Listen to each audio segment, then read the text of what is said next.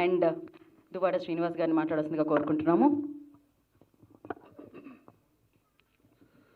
అందరికీ నమస్కారం అండి.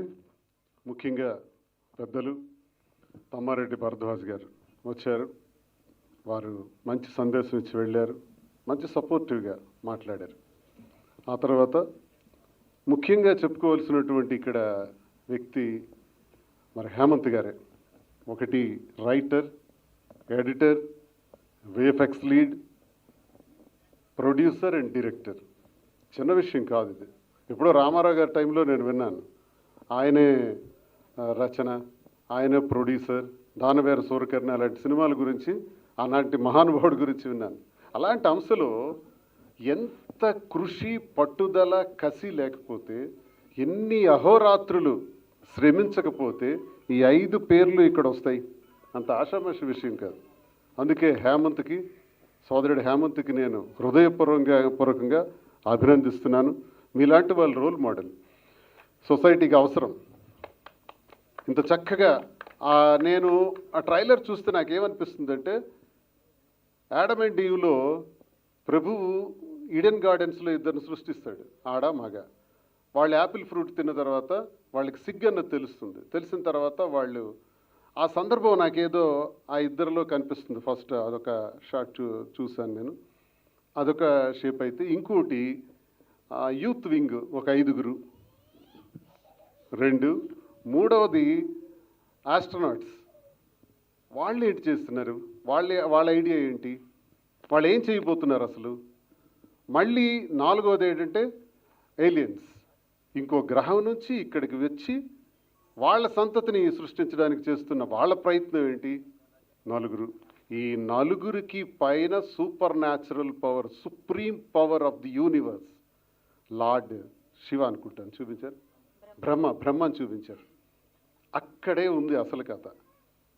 ఈ యూనివర్స్లో మనం ఎన్ని చేసినా, ఎలా ప్రవర్తించినా ఆఖరికి సూపర్ న్యాచురల్ పవర్ అన్నది ఒకటి ఉంటుంది.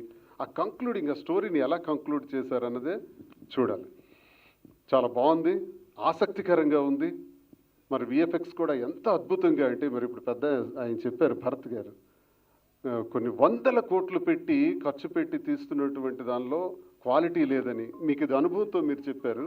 మాకు అనుభవం లేకపోయినా ప్రేక్షకుడిగా సినిమా చూస్తూ మేము అనుకుంటుంటాం, ఎందుకు ఇంత ఖర్చు పెట్టారు, ఇందులో ఏం కనపడుతుంది, ఏం చూడాలి మనం అని అనుకునే సందర్భాలు చాలా ఉంటుంటాయి మాకు కూడా.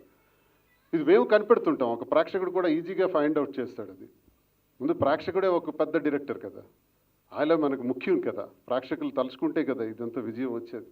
సో అంత అద్భుతంగా, అంత తక్కువ బడ్జెట్లో కూడా చాలా చక్కగా తీర్చిదిద్దారని వారు తెలియజేస్తున్నారు. చూస్తే కూడా అర్థమవుతుంది, ఆ కలర్ కానీ, ఎఫెక్ట్ కానీ, ఆ టెక్నిక్స్ ఎలా చేశారన్నది అర్థమవుతుంది. నాకు చాలా ఎక్స్పెక్టేషన్స్ ఉన్నాయి.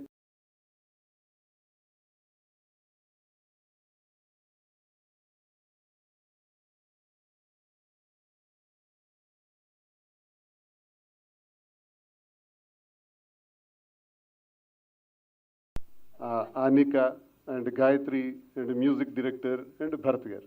సార్ మీ పేరు? శ్రీ వెంకట్. చాలా అద్భుతంగా మ్యూజిక్ కూడా ఆయన చేశారు. విన్నంత వరకు చాలా అద్భుతంగా వినిపించింది, నాకు సంతోషంగా అనిపించింది. ఇది మంచి చిత్రం కావాలని, ఒక మంచి మెసేజ్ ఓరియంటెడ్గా ఉంటుందని నేను నమ్ముతున్నాను.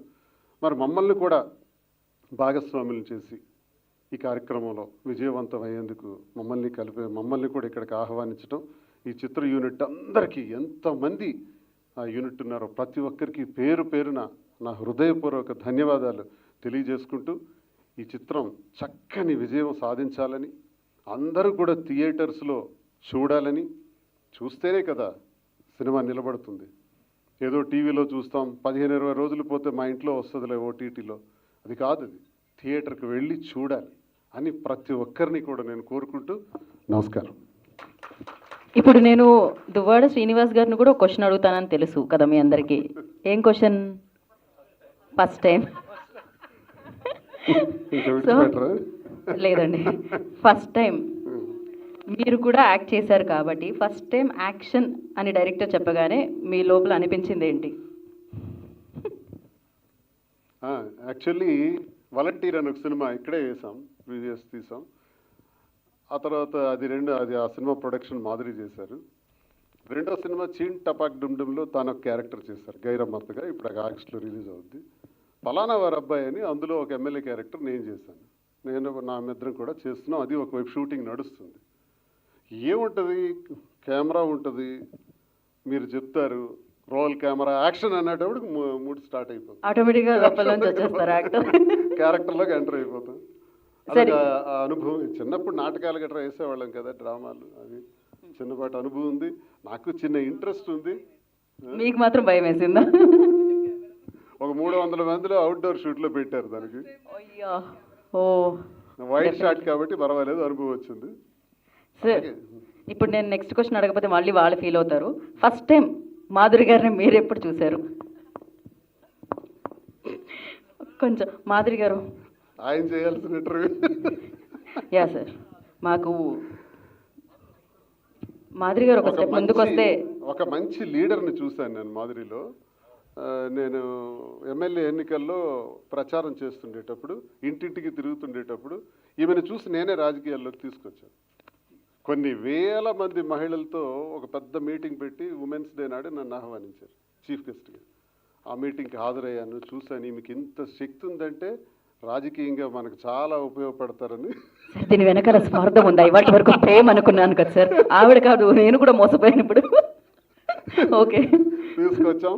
తర్వాత పరిస్థితులు, ప్రభావాలు, జన్మజన్మల రుణానుబంధం, ఒక నిర్ణయం తీసుకున్నాం. నిర్ణయం తీసుకున్నాక ఇది తప్పు అని సమాజం అంతా తొక్కి పడేసినారు. ఆఖరికి నన్ను పార్టీ నుంచి కూడా సస్పెండ్ చేసేసారు. ఇప్పుడు నేను సిట్టింగ్ ఎమ్మెల్సీ. ఈ స్థితిలో కూడా ఇంత జరిగినా సరే నేను ప్రజలు నమ్ముతా, ప్రజలే దేవుళ్ళని నమ్ముతా. ప్రజలకు మన విషయాన్ని, వాస్తవాలు తెలియజేస్తూ, ఇప్పుడు పాప అన్నారు గాయత్రి, మీరు ధైర్యంగా చెప్పారని. ధైర్యంగా చెప్పాలి. మనమేం తప్పు చేయాల. పరిస్థితులు, ప్రభావాలు అందరి ఇళ్లలో, అందరి దగ్గర ఉంటాయి. మేము వాస్తవాల్ని ప్రజలకు తెలియజేసాం. ప్రజలు కన్విన్స్ అయ్యారు. ఈరోజు ఉన్నత స్థానానికి తీసుకెళ్లారు. మళ్ళీ రాజకీయాల్లో బౌన్స్ బ్యాక్ అయ్యాను. మళ్ళీ ఇవంతా 1 సంవత్సరంలోనే. మళ్ళీ వ్యాపార రంగంలో కూడా టెక్స్టైల్స్లో అడుగుపెట్టాం. అందులో కూడా సక్సెస్ఫుల్గా వెళ్తున్నాం. సినిమా రంగంలో అడుగుపెట్టాం మీ అందరి సహాయ సహకారాలతో. అంతా బాగుంది.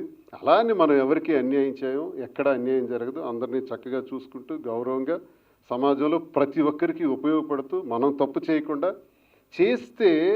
ఇప్పుడు నేను చాలామంది చూస్తున్నాను, అరే నేను ఈ తప్పు చేశానే అని ఆత్మహత్య చేసుకోవటం, భర్తని భార్య చంపేయడం, భార్యని భర్త చంపేయటం, పిల్లల్ని తల్లి చంపేసుకోవటం, తల్లి కూడా వెళ్ళి రైలు ట్రాక్ ఎదురుగా వెళ్ళి గుద్దేయటం, ఇవన్నీ చూస్తున్నాం. ఇది కాదు. ఇది ధైర్యంగా బ్రతకాలి. పుట్టాం, పోతాం.